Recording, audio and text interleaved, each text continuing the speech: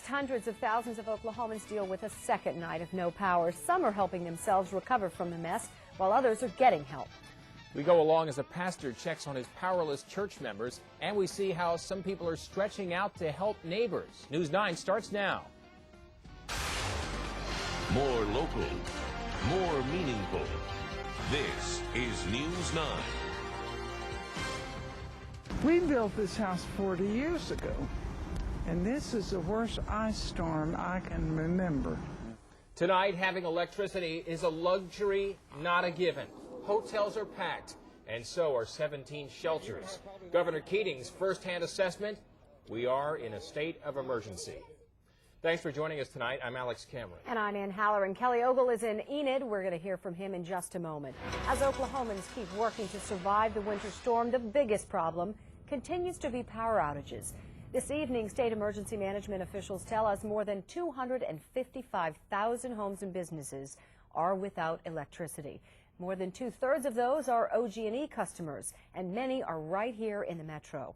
Those power outages have caused major traffic tie-ups across the city, making a lot of places a slow go. Very. Traffic lights are out at a number of intersections, such as Northwest 39th and Meridian, making for a scary drive tonight, especially when you come to several of these intersections in a row. Kelly Ogle is in Enid, where virtually the entire town is without power. In fact, most of Garfield County is still without power. Boy, you've got a lot of trees down in front of you, Kelly. They're all over the place up here. Let me tell you, about the only lights in Enid are the lights that we brought from Oklahoma City. This is what much of Enid looks like.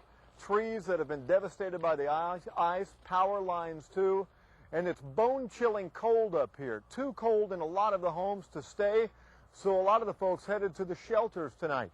And it's not just heat provided at the Red Cross shelter. This baby's nebulizer needs electricity to help him breathe. They found it at the shelter. They also found light to read by, not a lot, but enough to make do. What energy they have there, electricity provided by generators, and the Salvation Army even set up its trailer outside to serve warm meals to some of the chilled souls. They need cots, blankets, heaters at these shelters here.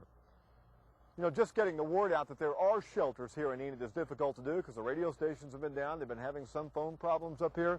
One pastor, Wade Burleson of Emmanuel Baptist Church, was so worried about some of his older members out here, we went door to door to check on some of them tonight. Doesn't have any family in Enid, and just check, see how she's doing. Bessie?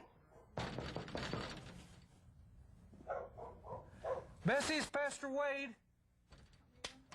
You doing okay? She was maybe doing too okay. Her house was so warm it immediately fogged up the camera lens. Bessie was using all of the burners on her stove and the oven, which was wide open, to heat the house.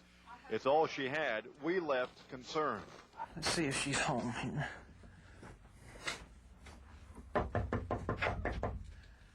Beulah? It's Pastor Wade.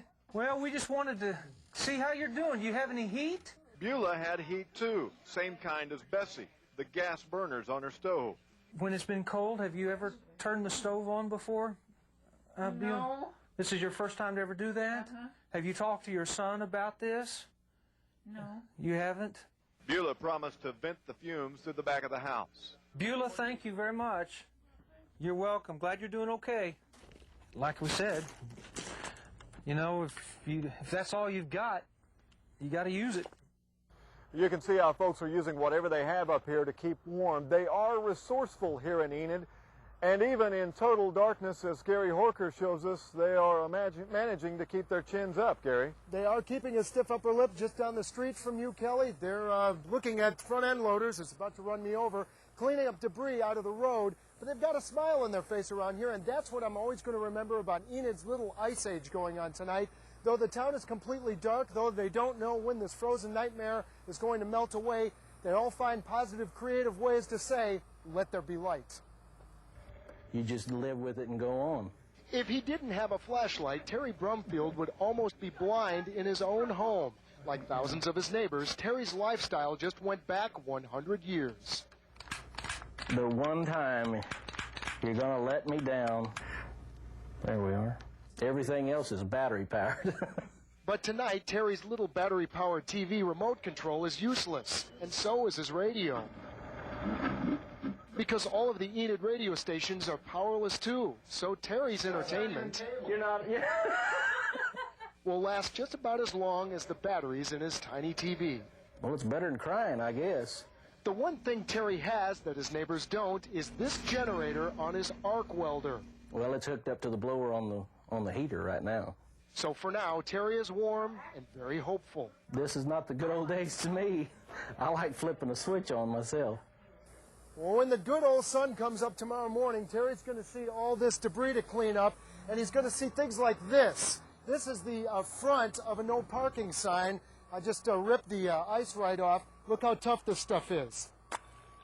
It's going to take a while for all that stuff to melt away, and I'll tell you what, if they don't have gas for these generators, they're going to be in big trouble. And Kelly, I know you have more on the gas crisis in Enid. Yeah, Gary, if Terry wants to keep his generators running, he's going to have to wait in line. There are only 2 gas stations open here in town, one on the east side of town and Holdings on the west side of town. People were lined up for miles to fill up their cars or cans or whatever else they could find. No gas price gouging going on, though. They could charge $10 a gallon up here if they wanted to, but they're not. They closed at 9 o'clock tonight because of a 9 o'clock curfew. Now, about the only thing up and running full speed here in Enid, almost, you guessed it, Walmart. Generators lit the place up. Flashlights are selling like crazy. So are groceries. Business was brisk as cashiers handwriting the tickets could handle.